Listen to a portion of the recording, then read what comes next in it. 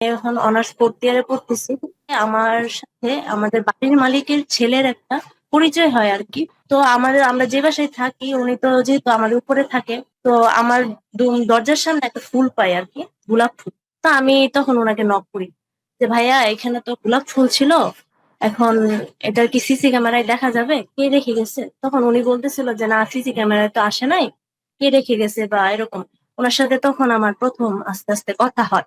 তো আস্তে আস্তে ওনার সাথে আমার একটা ভালো বন্ডিং হয়। আর আমার এরকম হয়ে গেছিল ওনাকে দেখার পর বা ওনার সাথে মিশার পর, আমার একটা থাকে না মানুষের খায়েশ থাকে যে অমুকের বিয়ে করবো তমুকের এটা, তখন আমার এই জিনিসটা কাজ করতেছিল আর কি। মানে আপনি ওই মালিকের ছেলেকে বিয়ে করতে চাচ্ছিলেন?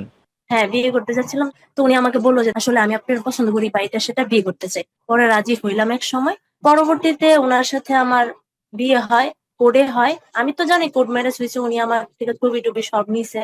নেওয়ার পরে ইসলামে ওইখানে আমার সিগনেচার, ওনার সিগনেচার সবকিছু নিছে, 5 লাখ টাকা কাবিনে বিয়ে করছে, এগুলো সব উল্লেখ ছিল। আমি সবটা পড়ছি। পড়ার পরে আমি সিগনেচার করলাম।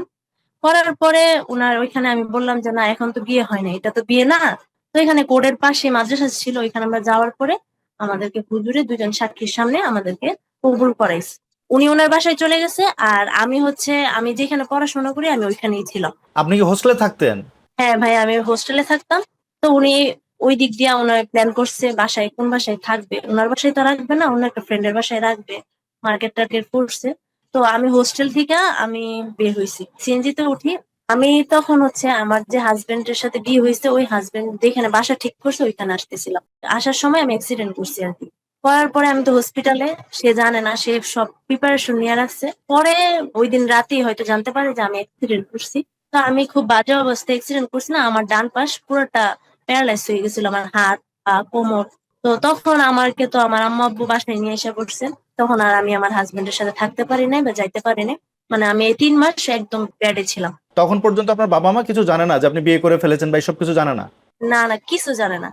তখন আমি আস্তে আস্তে সুস্থ হই। সুস্থ হওয়ার পরে আমি আবার 2024 সালের অক্টোবরে আমি হোস্টেলে চলে যাই। হোস্টেলে যাওয়ার পরে আমার হাজবেন্ডের সাথে আমি তখন ফার্স্ট কক্সবাজার ঘুরতে যাই। হাজবেন্ড ওয়াইফ থাকা হয়। তারপরে আবার উনি বাসা নেয় নবীনগর। তো আমি হোস্টেল থেকে নবীনগর আসতাম, সপ্তাহে 2 দিন বা 1 দিন বা 3 দিন এরকম থাকতাম। তো থাকার পরে আমাদের ভালোই যাইতেছিল সবকিছু মিলে। কোনো ফ্যামিলি জানতো না, ওনার ফ্যামিলিও জানতো না, আমার ফ্যামিলিও জানতো না, কিন্তু ওরা এটা ডাউট করতো যে ওনার সাথে আমার কোন সম্পর্ক আছে। বা আমার আম্মু প্রায় বলতো যে তুমি ওই ছেলেটার সাথে কথা বলো না, এই ছেলেটা ভালো না, ওরা বড় লোক, আবার রাজনীতি করে, নেশা পানি করে, তুমি এগুলোর লগে কথাবার্তা বইলো না, এ ভালো না, এরকম বলতো আর কি। তখন আমি আম্মুরে বলতাম যে না আম্মু, আমার তো ওই ছেলেটা খুব পছন্দ, এটা সেটা এরকম। তো আম্মুরে অনেকভাবে কনভিন্স করার চেষ্টা করছি। তা আম্মু বলছে যদি ছেলের বাড়ি তোমার নাই তাহলে আমরা দিব, বিয়ে দিব। কিন্তু আমাদের যে বিয়ে হয়েছে এটা আমাদের দুই ফ্যামিলির কেউই জানে না। তো পরবর্তী সময় 27শে জানুয়ারি সে আমার সাথে ছিল আমাদের ভাড়া বাসায়। তো আমি বিকালে আমার বাসায় আসছি আর কি, মানে আমার ফ্যামিলি বাসায় আসছি। আর ও ওর বাসায় চলে আসছে। আসার পরে হুট করে 28 তারিখ আমি শুনতে পারি আমার আম্মা বলতেছে কিরে, ওর তো বিয়ে নাকি ঠিক হয়েছে, তুই কি জানো? আমি বলি না, আমি তো জানি না। তখন আমি ওর সাথে কথা বললাম, ও বলে না আমার তো বিয়ে ঠিক হয় নাই, আমি তো মেয়ে দেখতে যাবো, এটা সেটা আমাকে আমার হাজবেন্ড বুঝায়।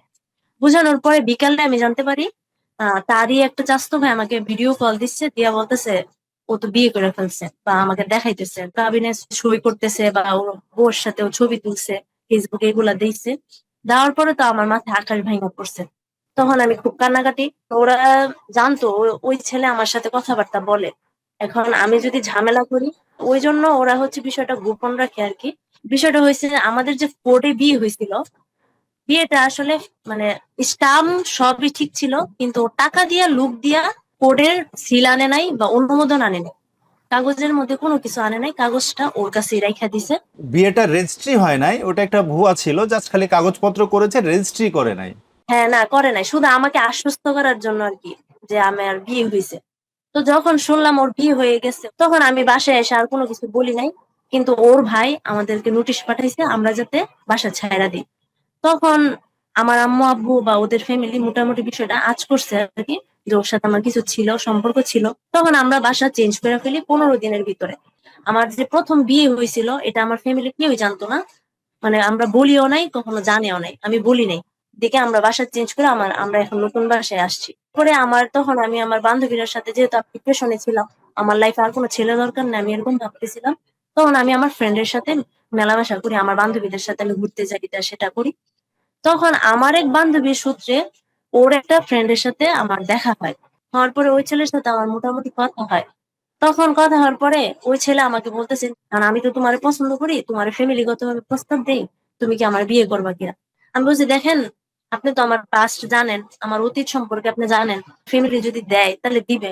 ও নিজে নিজে এসে আমার আম্মুর কাছে প্রস্তাব দেয়, ও আমাদের বাসায় আসছে কয়েকবার, আমার আম্মুর আব্বুরে বলছে। তখন আমার আম্মু বলছে যে এটা বাবার বিষয় আছে।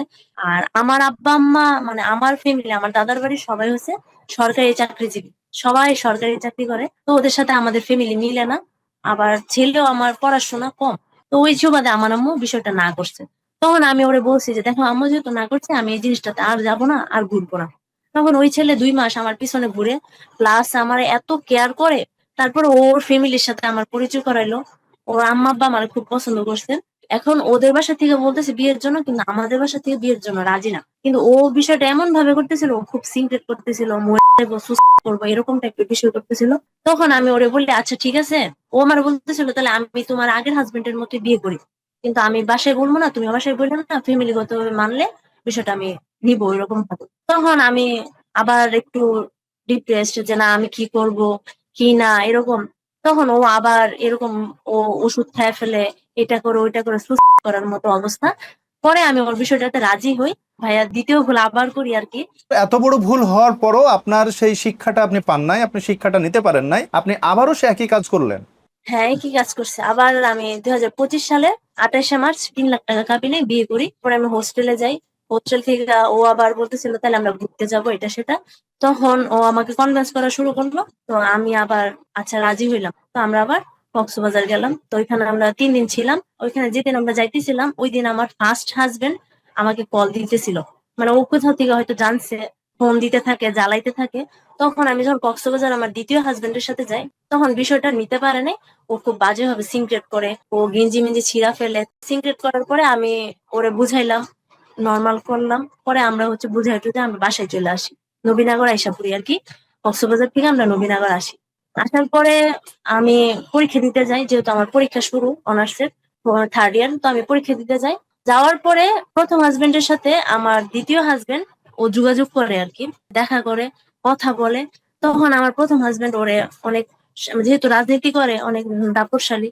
প্রথম হাজবেন্ড ওরে অনেক, আমার দ্বিতীয় হাজবেন্ড অনেক মানে বকাবকি করছে, তোরে মাইরা ফেলবো, এই করবো, তুই জানোস না আমার বউ, এরকম অনেক কি ওদের মধ্যে সিনক্রেট হয়েছে। হওয়ার পরে আমি আমার দ্বিতীয় হাজবেন্ডে বকছি যে তুমি কেন ওর সাথে কথা বলো, ওর সাথে আমার ঝামেলা, তোমার ঝামেলা না। তুমি কেন এই ঝামেলাটার মধ্যে পড়তে গেছো, ও ফোন দেয়, বিরক্ত করে, তুমি এটা নিয়ে আসলে ঝামেলা করো না। কিন্তু আমার দ্বিতীয় হাজবেন্ড এটা মানে নাই। সে অনবরত আমার প্রথম হাজবেন্ডের সাথে কথা বলছে। ইনফ্যাক্ট তখন আমার প্রথম হাজবেন্ড আমার দ্বিতীয় হাজবেন্ডের অনেক কিছু বলছে, এটা সেটা, মানে খুবই বাজে কথা, নোংরা কথা, ওরে জেলাসি করে, তো অনেক কিছু বলছে আর কি। তখন আমার দ্বিতীয় হাজবেন্ড আমার সাথে আইসা এসে ঝগড়া করছে। এক পর্যায়ে এমন ঝগড়া হয়, তখন আমি বলছি আমার ঝগড়ার দরকার নেই, প্রথম হাজবেন্ডের সাথে সংসার হয় না, তোমার সাথে হবে না, থাক, তোমার সাথে ঝামেলা টুমেলা করার দরকার নেই। তুমি আমার ডিভোর্স দিলে দিয়া দাও, সংসার না করলে দরকার নেই। তুমি যদি আমার না রাখতে পারো, তুমি আমাকে ডিভোর্স দিয়ে দিতে পারো, কোনো সমস্যা নেই। তখন ও পরের দিন যায়, যাওয়ার পরে আমাকে হোস্টেলে সবার সামনে চরম ভাবে রাস্তায় মারে, মানে বেধড়ক মারামারি, মারাধর করে, তা বলার বাহিরে। পরে এই জিনিসগুলা ও আবার আমাকে মাইরা এসে আমার আম্মার কাছে সব বলছে, যে ওর সাথে আমার বিয়ে হয়েছে বা আমার প্রথম হাজবেন্ডের সাথে বিয়ে হয়েছে। ও সব ঘটনা আমার আম্মুর কাছে সব আপনার বলছে। জীবনের যত কিছু কাহিনী আপনার মায়ের কাছে এসে বলেছে। হ্যাঁ, আমার আম্মুর কাছে বলছে। যেহেতু আমার আম্মু এত কিছু জানতো না, তো তারপরে বলার পরে আমার আম্মু বা আমার আব্বু আমার বাসা থেকে কেউ কল দেয়নি, যে তোরে তো তোর হাজবেন্ড মারছে বা কি আসো কিছু, আমাকে কেউ ফোন দেয়নি। তখন আমার খুব খারাপ অবস্থা। অবস্থার পরে আমার যে ভাড়া বাসা ছিল, প্রথম হাজবেন্ডের যে ভাড়া বাসা ছিল, এটার চাবি আবার আমার কাছে আসছে। তা আমি কি করছি, হোস্টেল থেকে, হোস্টেলে সবাই থাকলে জিজ্ঞাসা করবে, সেই সুবাদে সবাই এসে জিজ্ঞাসা করতেছে। আমি রাতের বেলা 8টার সময় কাউরে কিছু না বইলা আমি দারোয়ানের দিয়া গেট খুলা আমি আমার বাসায় চলে আসি। বাসায় চলে আসি পরে, মানে যে বাসায় ভাড়া বাসায় আমি প্রথম হাজবেন্ডের সাথে থাকতাম, ওই বাসায় আসি। এই বাসার ভাড়া কে শোধ করে? প্রথম হাজবেন্ড? হ্যাঁ, প্রথম হাজবেন্ড। এখন তখনও শোধ করে, তার মানে প্রথম হাজবেন্ডের সাথে আপনার নিয়মিত সম্পর্ক তখনও ছিল? না, এরকম কোনো সম্পর্ক না না ছিল না, না সম্পর্ক ভাইয়া, না মানে থাকলে আমি সে ওই ভাড়া দিবে বাসায়, কেন? ওই বাসার ভাড়া কেন দিবে? হ্যাঁ ওই বাসাটা ছিল ওর কাজিনের, ওর এক ছোট ভাইয়ের, চাচাতো ভাইয়ের।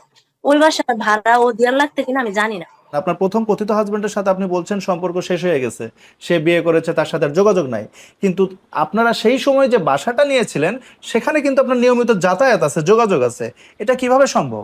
নিয়মিত কোনো যাতায়াত করতাম না। তাহলে আপনি সেদিন গেলেন কেন? ওই দিন গেছি যে যখন আমি হোস্টেলে ছিলাম, সবাই এসে আমাকে জিজ্ঞাসা করতেছিল। এটা এটা আপনি স্বীকার করেন কিংবা না করেন, আমাদের কাছে পরিষ্কারভাবে মনে হচ্ছে আপনার প্রথম হাজবেন্ডের সাথে তখন আপনার সম্পর্ক ছিল এবং দ্বিতীয় আরেকজনকে বিয়ে করেছিলেন, যার কারণে আপনার সমস্যাটা মেনলি শুরু হয়েছে। প্রথম হাজবেন্ডের প্রতি অনেক উইকনেস ছিল, যেহেতু আমি অনেক খায়েশ করছিলাম, অনেক কিছু ছিল। আচ্ছা, এরপর কি হলো?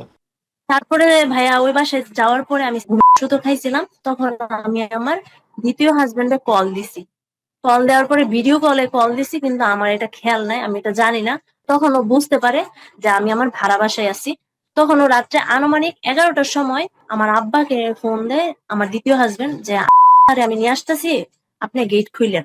তখন আব্বা বলছে, মানে এত রাত্রে নিয়ে আসবো কোথেকে? তো আমি নিয়ে আসতেছি, আইনা বলবো। তখন আমার দ্বিতীয় হাজবেন্ড কি করছে, আমার প্রথম হাজবেন্ড কিন্তু ওই বাসায় ছিল না। আমার দ্বিতীয় হাজবেন্ড কি করছে, আমার প্রথম হাজবেন্ডের ফোন দিছে, ফোন দিয়ে ওই বাসায় আনাইছে। আনানোর পরে ওরা ওরা ঝামেলা করছে না কি করছে এগুলো আমার কিছু মনে নাই, কারণ আমি তখন একদম সেন্সলেস, আমি তখন সুতো খাইছিলাম। আমি আসলে এগুলা কিছু বলতেও পারি না। তখন আমি 2 দিন পরে যখন আমার সেন্স আসছে, তখন দেখি যে আমি আমাদের বাসায়, আমার বাসায় আর কি, আমার বাবার বাসায়। তখন আমি উঠা বলি যে আম্মা আমি এখানে কেন? আম্মা তো কিছু কইতে পারছ না? আমি তো না, আমি তো কিছু কইতে পারি। তখন আমার দ্বিতীয় হাজবেন্ড আসছে, আসার পরে আমি বলছি আমি এখানে আসছি কেমনে? তখন ও আমার বলতেছে, তোমার তো আমার বাসা থেকে আনছি, এরকম এরকম ও বলতেছে সবকিছু। বলার পরে আমি ওর একটা ঝাড়ু দিয়ে বাড়ি দিছি আর কি, বিছানার ঝাড়ু ছিল ওইটা দিয়ে বাড়ি দিয়ে বলতেছি, তুমি আমার বাসায় আসছো কেন? তুমি আমারে মারছো, তুমি আবার আমার বাড়িতে আইছো কেন? তুমি না কইছো আমার লগে থাকবা না? পরে ওর সাথে আমার ফ্যামিলিগত ভাবে অনেক ঝামেলা হয়। তখন আমি 30শে জুন আমার ডিভোর্সের কাগজ ওদের বাসায় দিছি। এখন দেওয়ার পরে, ডিভোর্স হওয়ার পরে আমার দ্বিতীয় হাজবেন্ড আবার আমার সাথে যোগাযোগ করে, মাফ চায়, বলে যে আমি যা করছি ভুল করছি, মাফ করে দাও, এটা সেটা তোমারে মারছি। এখন আমার দ্বিতীয় যে হাজবেন্ডের, ওর বেবি কনসেপ্ট আর কি, আমি যেটা আমি ডিভোর্সের পরে জানতে পারি আর কি। আপনি এখন কয় মাসের প্রেগন্যান্ট? 11 সপ্তাহ 5 দিন, 2 মাস হয়ে গেছে তো আমি ডিভোর্স দিছি। তো সেকেন্ড হাজবেন্ড, এখন আমি অনেক ভাবে চেষ্টা করছি, আবার ফ্যামিলিগত ভাবে চেষ্টা করছি। এখন ও বলে বাচ্চা ওর না, ওর আম্মা আব্বা সবাই বলে যে আমি অন্য বাড়িদের সাথে থাইকা বাচ্চা নিয়ে আসছি, খারাপ কাজ করে বাচ্চা নিয়ে আসছি। এখন আমি দ্বিতীয় হাজবেন্ডে ফোর্স করতেছি যে বাচ্চা ওর, বা এরকম আর কি। এই জিনিসটার জন্য মূলত আমি লাইফে অনেক কিছু করছি, অনেক ভুল করছি। এই বাচ্চাটার জন্য আমি এখন আপনাদের সাথে কথা বলা বা আপনাদের সামনে আসা আর কি। বা আমি আজকে 2 মাস 2.5 মাস যাবত আমি অনেক কষ্ট করতেছি, শুধু একটু আশায় আর কি, যদি হাজবেন্ড আসে একটু কথা বলে। আমি এটাও বলছি যে তুমি তাহলে ডিএনএ টেস্ট করাও, তুমি এটা করো। আমার হাজবেন্ডে তো নিবেই না, এখন কথা